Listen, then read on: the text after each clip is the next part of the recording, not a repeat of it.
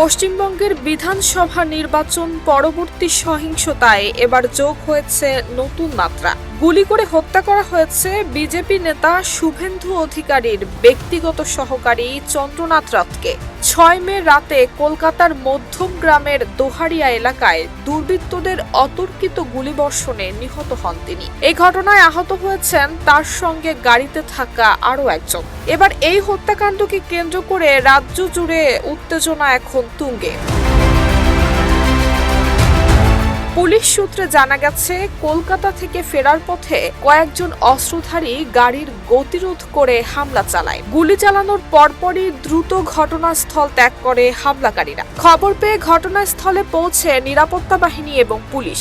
এর পরপরই হাসপাতালে ছুটে যান বিজেপি নেতা শুভেন্দু অধিকারী। এই ঘটনাকে পরিকল্পিত রাজনৈতিক হত্যাকাণ্ড বলে দাবি করেছেন তিনি।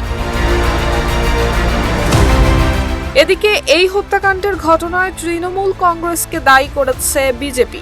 তবে অভিযোগ অস্বীকার করে ঘটনার তীব্র নিন্দা জানিয়েছে তৃণমূল কংগ্রেস। একই সঙ্গে নির্বাচন পরবর্তী সহিংসতার সব ঘটনার নিরপেক্ষ তদন্ত দাবি করেছে দলটি। বর্তমানে পশ্চিমবঙ্গের সামগ্রিক রাজনৈতিক পরিস্থিতি অত্যন্ত অস্থির হয়ে উঠেছে।